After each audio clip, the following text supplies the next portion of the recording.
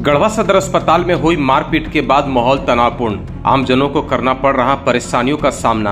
अस्पताल के सीएस अनिल कुमार सिंह ने जताया दुख। गढ़वा सदर अस्पताल के कर्मी दोषियों पर कार्रवाई को लेकर धरना पर बैठ गए हैं। गढ़वा सीएस अनिल कुमार सिंह और डीएस अवधेश कुमार सिंह ने अपने साथ हुई घटना की आप बीती सुनाई। उन्होंने अस्पताल परिसर में सुरक्षा की मांग की है। उन्होंने कहा कि हम सभी को सुरक्षा प्रदान किया जाए ताकि हम सभी सुचारू रूप से निर्बाध होकर यहाँ के लोगों को सेवा करते रहें।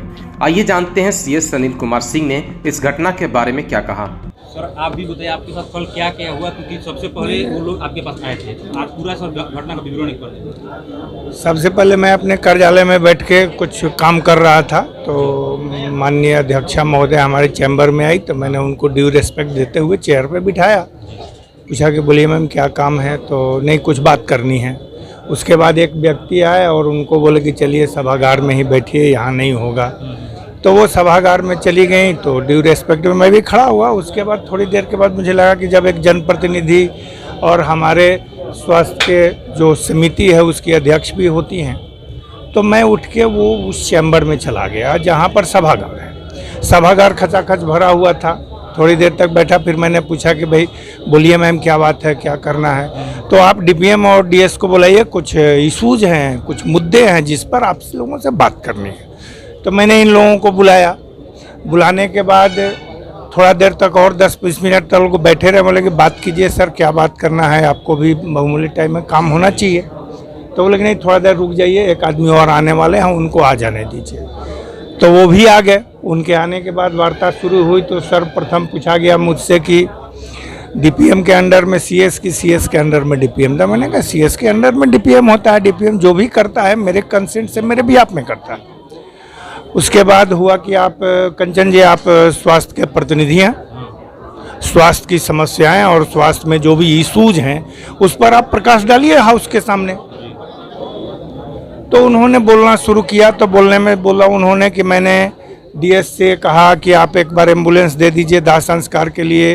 तो उन्होंने मुझे एम्बुलेंस नहीं दिया। मेरा कोई इज्जत नहीं करते हैं, अच्छे से बात नहीं करते हैं, हमेशा टैक्स में बात करते हैं, मेरा कोई वैल्यू नहीं है।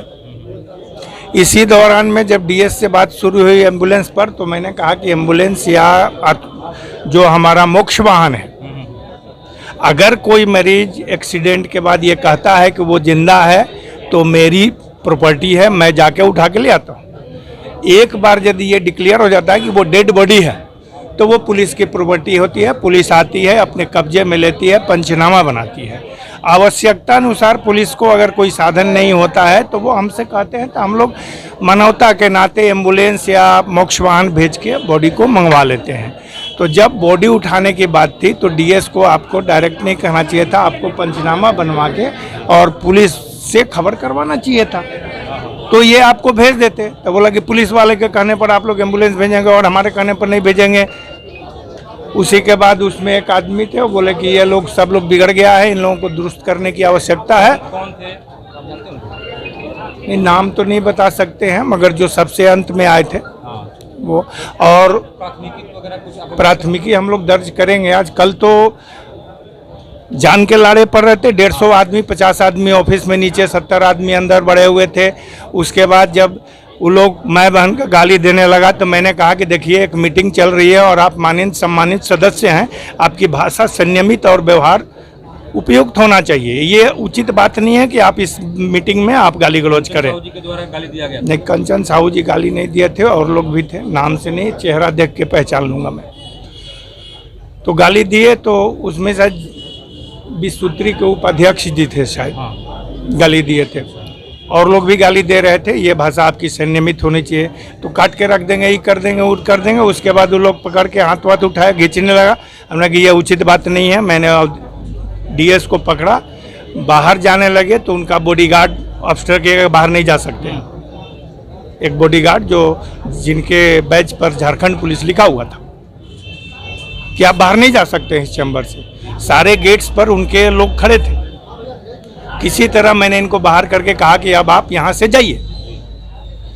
इनके जाने के बाद उन लोगों ने मुझसे कहा कि आप आइए, आप अपने चैम्बर में बैठिए, बात करना है। पुनः मैं जब चैम्बर में गया तो चैम्बर को बाहर से बंद करके वो लोग थे, अंदर 4-5 आदमी रुक गए।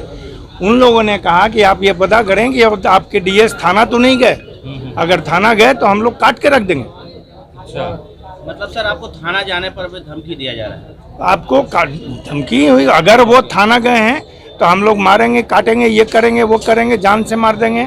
और उन्होंने एक प्राइवेट ऑपरेटर, जिनको जो पूरी तैयारी से थे वो लोग, उनके एक प्राइवेट ऑपरेटर मेरे चैम्बर में आते हैं, अपने जेब से एक माउस निकालते हैं, उसको हमारे सीसीटीवी जो सिस्टम है उसमें कनेक्ट करते हैं, उस फुटेज को डिलीट करके साक्ष्य मिटाते हैं। तो मेरे ऊपर इतना दबाव था, मैं डरा हुआ था कि भाई 100 आदमी हैं, ये लोग तो एक एक झापर मार देगा तो मैं मर जाऊंगा। तो मैंने डीएस को फ़ोन किया तो इन्होंने कहा कि मैं सर निकल गया और मैं डाल्टनगंज जा रहा हूँ। इतना सुनने के बाद, सारा डिलीट उलीट करने के बाद वो लोग चले गए और मैं डर के मारे यहाँ से भाग गया। उस स्थिति में मेरा दिमाग काम नहीं कर रहा था, बस एक ही चीज़ मुझे दिख रहा था कि मैं किसी तरह गढ़वा की सीमा से बाहर हो जाऊं तो मैं जान बचा पाऊंगा। अभी आप क्या मांग चाहते हैं प्रशासन से? जो भी स्वास्थ्य मंत्री या मंत्री भी अगर देख रहे हैं उनसे आप क्या मांग चाहते हैं? डॉक्टरों की सुरक्षा, सुरक्षित माहौल, ताकि जो भी सुविधाएं हम पब्लिक को देते हैं, पब्लिक को कोई परेशानी नहीं हो, इसलिए हम इमरजेंसी चलाएंगे। मगर इतनी सुरक्षा और मेडिकल प्रोटेक्शन एक्ट लागू होना चाहिए कि हम दे रही सुविधाओं को निर्बाध रूप से निर्भीक होकर समाज का सेवा कर सकें और दोषियों पर उचित कार्रवाई हो। हम लोग एफआईआर भी करेंगे उन पर। डिले से ही से, चूँकि उस समय दिमाग काम नहीं कर रहा, हम लोग 2 जन थे, वो लोग 60-70 ऊपर थे तो 50-60 नीचे भी गिरे हुए थे। यूं लग रहा था कि पूर्व प्री प्लान, और ये सारी बातें तब हुई जब हमारे पूर्व के उपायुक्त महोदय ने चार्ज रिपोर्ट पर साइन किया और उसके 15 मिनट के बाद सारी घटनाएं हो गई। उपायुक्त बदलने के बाद बटने पर हुई और सारे लोग ये भी कह रहे थे कि हम लोग झामुमो से हैं, झामुमो के कार्यकर्ता हैं, जो कुछ होगा हम करेंगे, आप लोगों को केवल उस पर साइन करना चाहिए, सरकार हमारी है तो काम हम करेंगे। इस तरह से बातें हो रही थी। आधार लाएं उधार ले जाएं मिनिमम डाउन पेमेंट के साथ। अब आपके शहर गढ़वा में श्री हरि इलेक्ट्रॉनिक्स लेकर आया है 0% ब्याज दर पर बजाज फाइनेंस के द्वारा fridge, cooler, LED TV, washing machine, deep freezer, AC और भी इलेक्ट्रॉनिक्स के सामान। हमारा पता है main road Garhwa, killer showroom के बगल में।